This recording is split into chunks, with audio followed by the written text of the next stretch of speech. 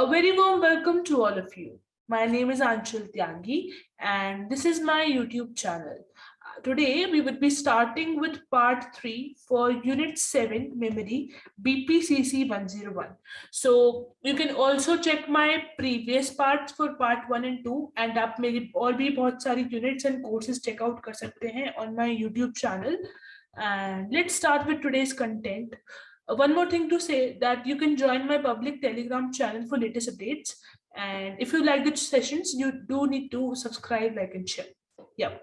So आज हमारा जो target है वो है complete करना forgetting, theories of forgetting, then strategies of memory enhancement and application of memory in everyday life.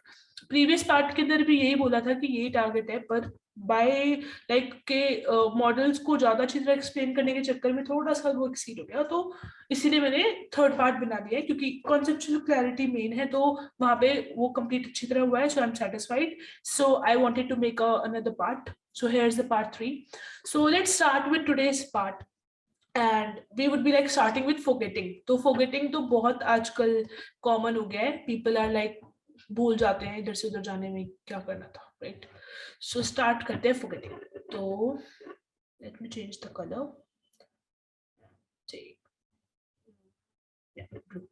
So forgetting क्या होती है कि इट इज एन इनएबिलिटी. ये हमारी एबिलिटी नहीं, ये हमारी इनएबिलिटी होती है कि हम रिकॉल नहीं कर पाते. Inability to recall already encoded and stored information from our memory system. पिछले यूनिट्स में हमने देखा या पिछले पार्ट्स में हमने देखा कि हमारे ना ब्रेन के अंदर, माइंड के अंदर मेमोरी सिस्टम्स होते हैं अलग अलग टाइप के, अलग अलग थ्योरी के हिसाब से, राइट, अलग अलग मॉडल के हिसाब से. तो जब हम अपनी लाइक जो इंफॉर्मेशन हम स्टोर कर चुके हैं उसको हम रिकॉल नहीं कर पा रहे at the time of use, तो उसको हम फॉरगेटिंग कहते हैं. ठीक है, तो इसके ऊपर जो रिसर्च और जो काम हुआ था फॉरगेटिंग के ऊपर, वो किया गया था बाय हर्मन एम्बिंगुअस. तो हर्मन एम्बिंगुअस जो थे वो एक जर्मन साइकोलॉजिस्ट थे और उन्होंने पहला द फर्स्ट सिस्टमैटिक एक्सपेरिमेंट किया था इन 1879 फॉर फॉरगेटिंग. ठीक है, उन्होंने किया था. तो उन्होंने क्या किया था, उन्होंने यूज किया था इंट्रोस्पेक्टिव मेथड. इंट्रोस्पेक्टिव मेथड में क्या होता है कि अपने ऊपर ही हम एक्सपेरिमेंट करते हैं और खुद से समझने की कोशिश करते हैं, right, from the within ourselves, right. ठीक है, तो उन्होंने क्या किया था, उन्होंने क्रिएट किए थे सीबीसी नॉनसेंस सिलेबसेस. सीबीसी मतलब कि कांस्टेंट वोवल कांस्टेंट. अगर आपने अल्फाबेट्स अगर आपको याद होंगे तो उस अल्फाबेट्स जो हमारे 26 अल्फाबेट्स होते हैं, तो हम कहते हैं कि उसमें होते हैं कॉन्सोनेंट्स और कुछ होते हैं वोवल्स. वोवल्स तो सबको पता है, ए ई आई ओ यू, और बाकी जितने भी अल्फाबेट्स बचेंगे वो हो जाएंगे अपने कॉन्सोनेंट्स में. ठीक है, तो उन्होंने सीवीसी नॉनसेंस ऐसे कुछ वर्ड्स बनाए जिनका कोई मतलब नहीं है, पर उनका फॉर्मेट ऐसा है कि पहले कांस्टेंट आता है, फिर वोवल आता है, फिर कांस्टेंट होता है. तो यहाँ पे एग्जांपल्स है जैसे कि एन ए के. तो एन क्या है, कांस्टेंट, ए वोवल, के कांस्टेंट, पी यू डी. ठीक है, ये भी अपना क्या हो गया, सीबीसी नॉनसेंस सिलेबस. तो उन्होंने ऐसे ना बहुत सारे वो बनाए, बहुत सारे सीबीसी नॉनसेंस सिलेबसेस बनाए और उनको ना खुद के ऊपर एडमिनिस्टर किया. क्या किया, that they made out a list of these CBC nonsense syllabuses and they tried to learn them, they tried to memorize them and measured the number of syllabi he could retain after a variable time period. कि एक time period के बाद, एक बार इन्होंने list याद कर ली तो एक टाइम ऑफ पीरियड के बाद वो कितने वर्ड्स याद कर, मतलब उनको कितने वर्ड्स याद है और वो कितने भूल चुके हैं. ठीक है, उन्होंने ऐसे बहुत बारी ट्रायल्स लिए और लास्ट में जो है वो एक जो रिजल्ट आता है, तो लास्ट में उन्होंने डेवलप कर दिया एक फॉरगेटिंग कर्व उन्होंने डेवलप कर दिया. इट एक्सप्लेन्स, और इसके थ्रू वो उन्होंने एक्सप्लेन करने की कोशिश किया था कि हमारा जो फॉरगेटिंग है, जो हम भूल जाते हैं चीजों को, इन्फॉर्मेशन को, तो उसका नेचर क्या है. ठीक है, तो एम्बिगुअस ने जो है फॉरगेटिंग कर्व दिया था जिसके अंदर हम देखते हैं कि द रेट ऑफ फॉरगेटिंग, जो हम चीजों को भूल जाते हैं, इन्फॉर्मेशन को भूल जाते हैं, वो सबसे ज्यादा मैक्सिमम होती है स्टार्टिंग के टाइम पे, जैसे ही आपने इन्फॉर्मेशन याद की थी. मैं इसको आपको एम्बिगुअस के जो है कर्व के साथ समझाती हूँ. तो ये वाला डायग्राम है अपने एनसीईआरटी का, इसमें ज्यादा अच्छी तरह जो है इन्फॉर्मेशन को लाइक रिप्रेजेंट कर रखा है. इतना अच्छी तरह आपके इग्नू के हैंडबुक में नहीं था, तो मैंने यहाँ से ले लिया. ठीक है, तो अब क्या देखते हैं कि जब हम ना कोई इंफॉर्मेशन याद करते हैं, ठीक है, तो सबसे ज्यादा जो इन्फॉर्मेशन, जितना परसेंटेज हमारा इन्फॉर्मेशन भूलनी होगी, जो हमें फॉरगेट करनी होगी, हम फॉरगेट वही चीज करते हैं जो एनकोड नहीं हो पाती अच्छी तरह, ठीक है, तो एनकोड नहीं हो पाती। तो जो मेजर हम फॉरगेट कर जाते हैं वो स्टार्टिंग के कुछ आवर्स में हम इंफॉर्मेशन भूल जाते हैं, और फिर हमारे जो भूलने का रेट है ना वो स्लो डाउन हो जाता है, फिर हम उतना नहीं भूलते, क्योंकि ये वाली जो यहाँ पे इंफॉर्मेशन होगी वो मेजरली परमानेंट हमारी परमानेंट मेमोरी में जा चुका है। बाकी जो स्टार्टिंग में हमें इंफॉर्मेशन में याद की थी यहाँ तक की, अब हमारे दिमाग में है यहाँ तक, तो ये जो इन्फॉर्मेशन हमें भूलनी थी हमें स्टार्टिंग में मैक्सिमम हम तभी भूल जाते हैं, ठीक है। तो यहाँ पे उन्होंने दिया था टाइम सिंस लर्निंग और अमाउंट फॉरगेटिंग, कितना परसेंटेज हम भूल जाते हैं, और अपना अमाउंट रिटेन्ड परसेंट, आपने कितना परसेंट याद रखा। तो आप यहाँ पे आप देखते हैं जब हम स्टार्ट करते हैं तो यहाँ पे आपने स्टार्ट किया, लर्न करा, 100% आपको याद था सब कुछ, ठीक है। तो क्या होता है कि 20 मिनट के बाद क्या होता है, आपको सिर्फ 50% चीजें याद रहती हैं और वो फिर आप 50% भूल जाते हैं। फिर क्या होता है 1 आवर के बाद आप देखते हैं तो कुछ आपको 40 मिनट्स के 40% आपको याद रहता है और आप 60% भूल जाते हैं। 8.8 आवर्स के बाद आप देखते हैं कुछ आप अप्रोक्सीमेटली 30% आप याद रखते हैं और 70% आप भूल जाते हैं। और एक टाइम के बाद क्या होगा कि आपको सिर्फ 25% इंफॉर्मेशन याद रहती है, 75% आप भूल जाते हैं, ये हो जाता है, ठीक है। तो ये दिया था एम्बिगुअस कर्व, एंड इतना ही आपको जानना है। तो हम देखते हैं कि थ्योरीज क्या थी, what are the related theories of forgetting. तो फॉरगेटिंग आपने समझ लिया, ठीक है। तो अब हम देखते हैं कि फॉरगेटिंग की थ्योरी हम समझने वाले हैं यूजिंग थ्योरी ऑफ इंटरफेरेंस, ठीक है।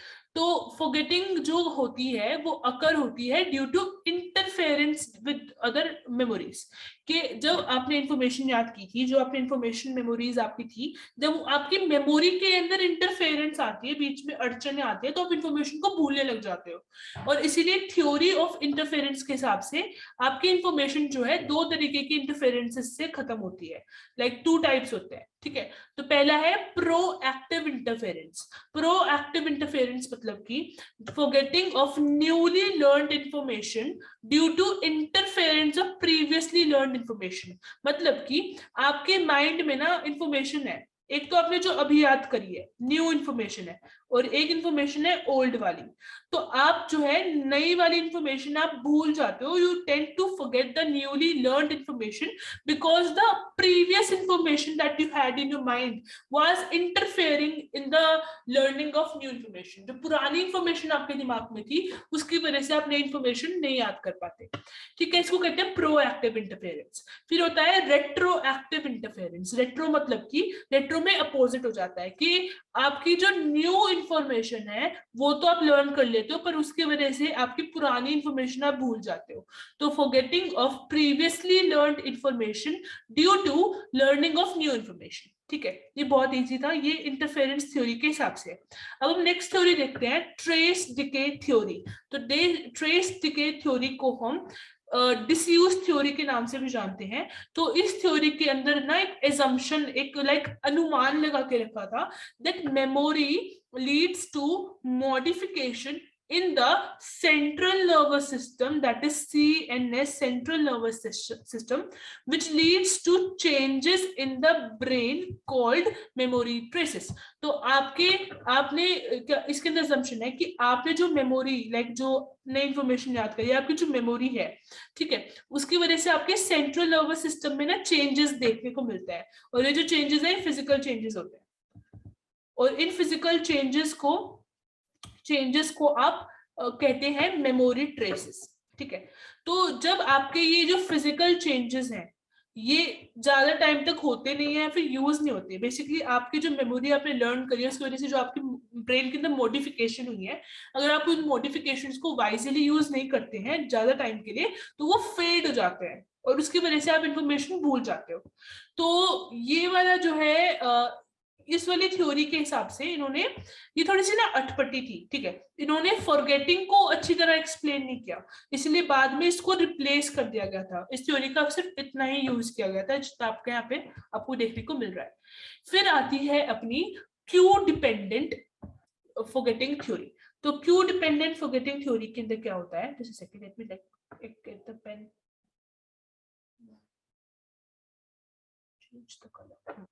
सो क्यू डिपेंडेंट फॉरगेटिंग थ्योरी के अंदर क्या होता है कि forgetting occurs due to absence of an appropriate cue, cue या प्रेजेंस ऑफ पुअर क्यू, मतलब कि आपको हिंट की बात है या फिर क्यू आप बोल सकते हैं कि आपकी जो फॉरगेटिंग होती है वो इस वजह से होती है कि क्योंकि आपके पास एक एप्रोप्रिएट क्यू नहीं था, हिंट नहीं मिला आपको, या फिर आपके पास जो क्यू था या हिंट था वो पुअर था, अच्छा नहीं था, तो इस वजह से आप इंफॉर्मेशन को रिट्रीव नहीं कर पाते, राइट। तो स्टडीज कहती हैं कि if one person is given with hint और क्यू तो उसको ज्यादा अच्छी तरीके से इंफॉर्मेशन रिकॉल्ड रहती है और वो इंफॉर्मेशन को अच्छी तरह रिकॉल कर पाता है स्मूदर सेंस में, ठीक है। तो फिजिकल एट्रीब्यूट्स, ये सेकंड स्टडीज ये भी कहती हैं कि जो फिजिकल फीचर्स होते हैं, एट्रीब्यूट्स होते हैं अपने एनवायरनमेंट के, जिस एनवायरनमेंट में हम रह रहे हैं, वो भी इंपॉर्टेंट रोल प्ले करते हैं इंफॉर्मेशन को रिकॉल करने में, ठीक है। एनवायरनमेंट भी उतना ही इंपॉर्टेंट फैक्टर है इंफॉर्मेशन को दोबारा से याद करने में। अब हम कुछ पढ़ेंगे स्ट्रैटेजीज जिसके थ्रू हम अपनी मेमोरी को शार्पन कर सकते हैं, फिर और अच्छा बना सकते हैं, एनहेंस कर सकते हैं, ठीक है।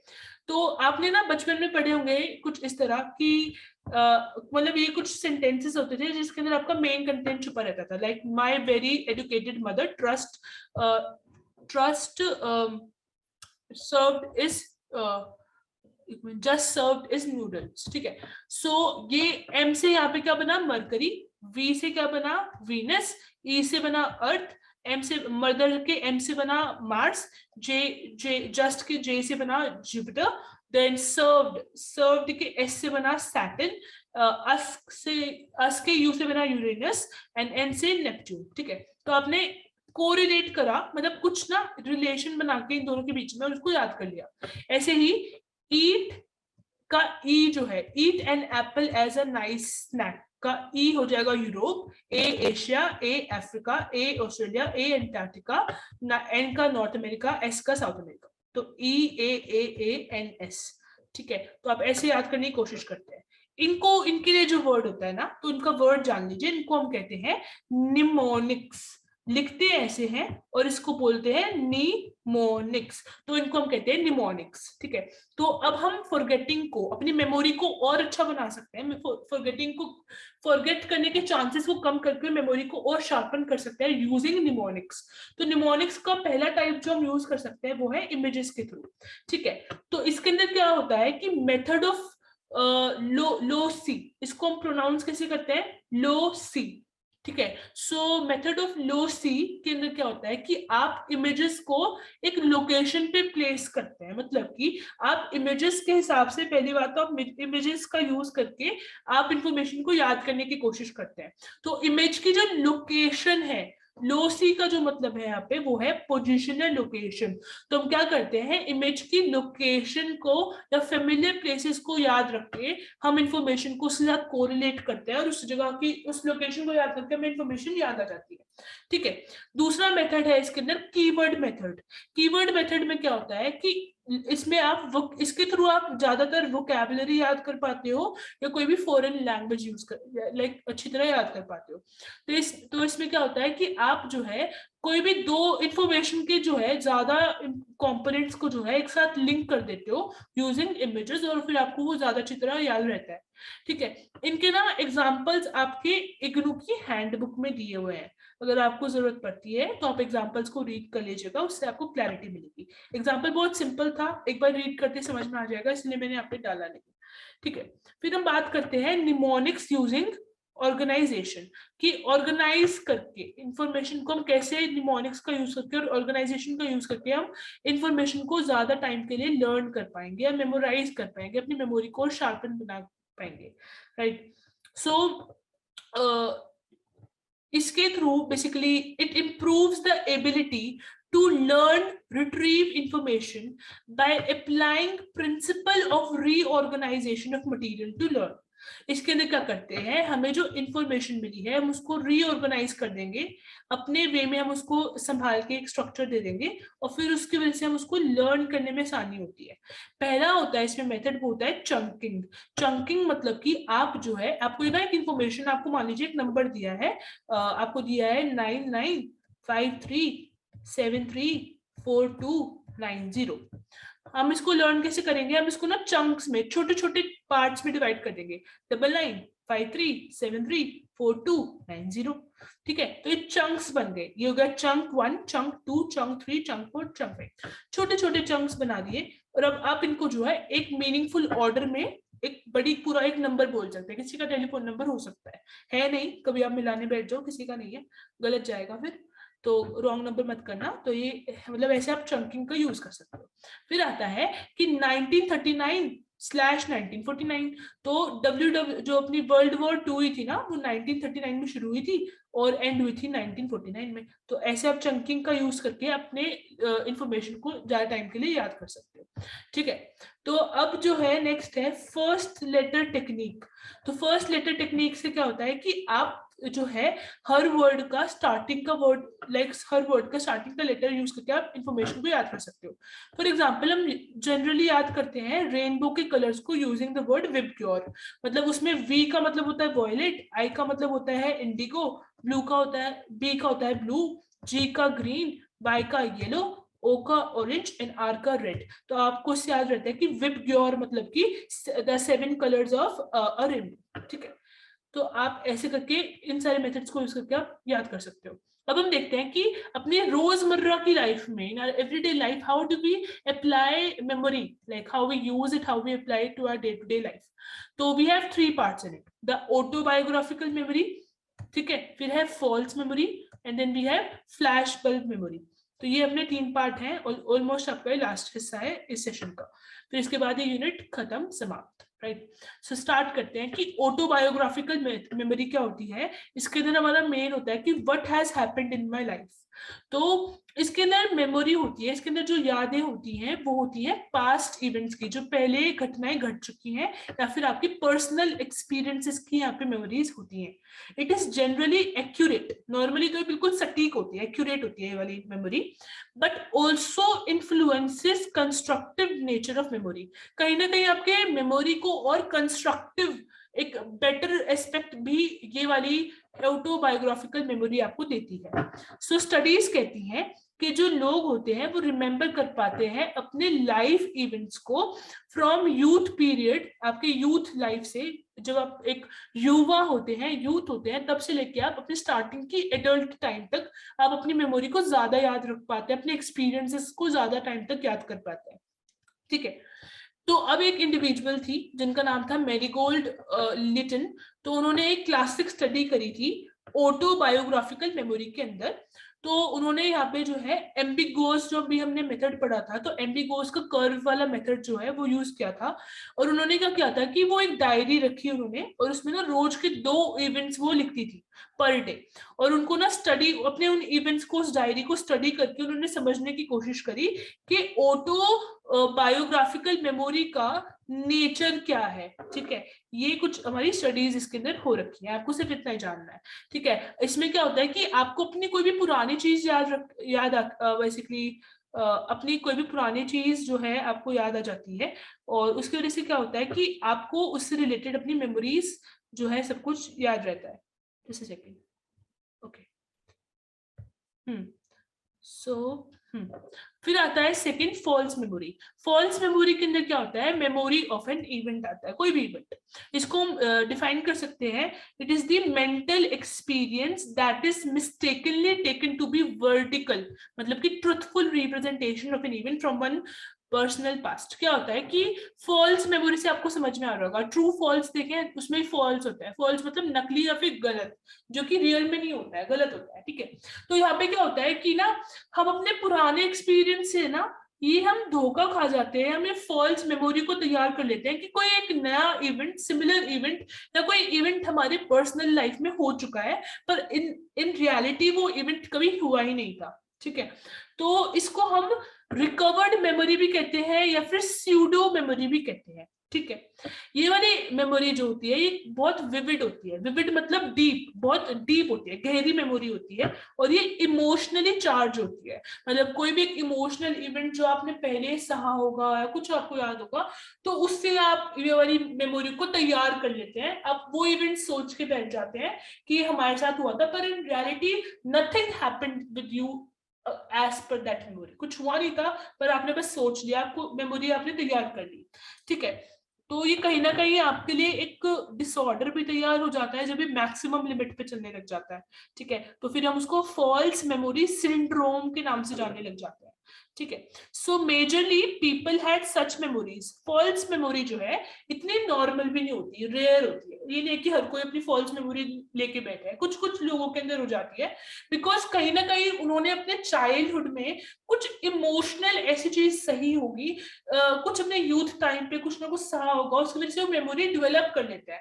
फॉर एग्जाम्पल, अगर जैसे जो छोटे छोटे बच्चे होते हैं जिनके साथ सेक्सुअल अब्यूज होता है या जिनके साथ वायलेंस होती है, तो उनके अंदर एक कॉमन हो जाता है कि वो फॉल्स मेमोरी को डेवलप कर लेते हैं, ठीक है, क्योंकि वो इमोशनली बहुत डीप मेमोरी रख चुके हैं एक इवेंट के रिलेटेड, फिर वो उसी इवेंट से रिलेटेड ना कुछ फॉल्स मेमोरी तैयार कर ही लेते हैं, ठीक है।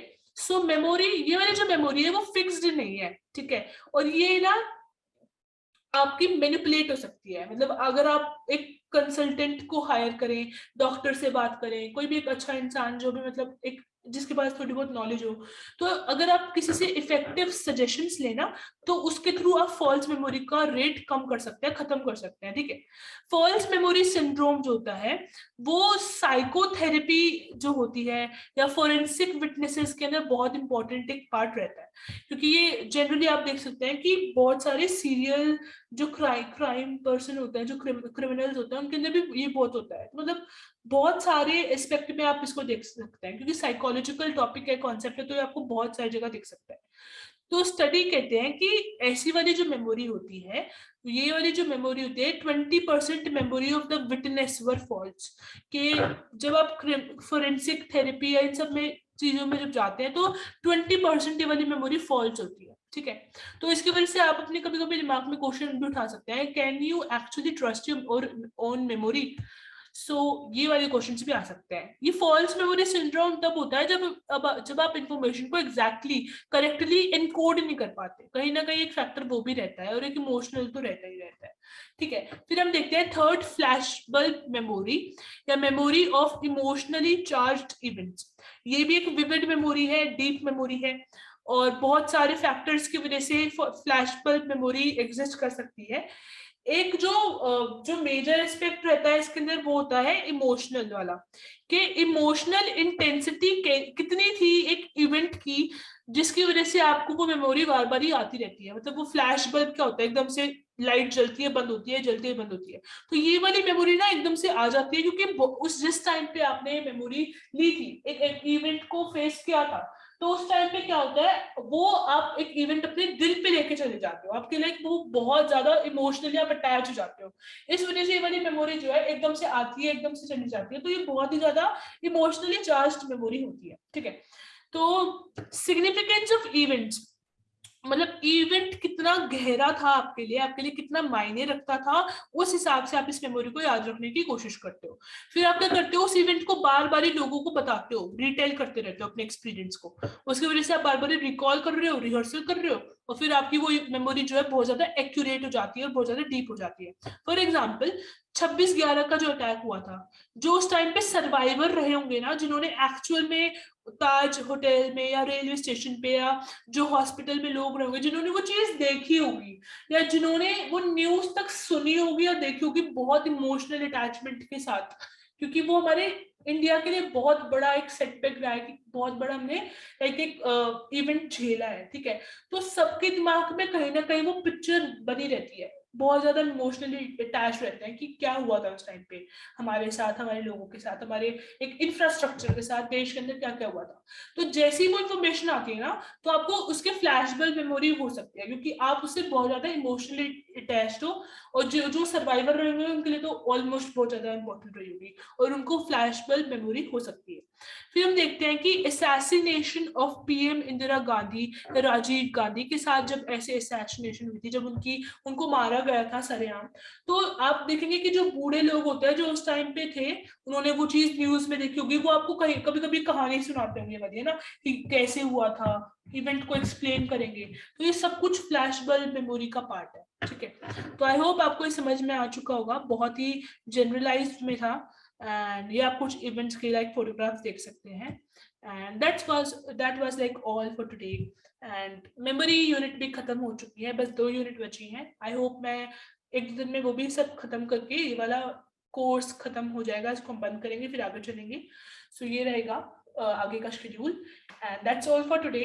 If you find the session helpful, you can subscribe, also like and share my channel to the needy ones, and you can subscribe और join in to my telegram channel latest updates के लिए. अब आपको ये pdf वगैरह सब कुछ मिल जाता है.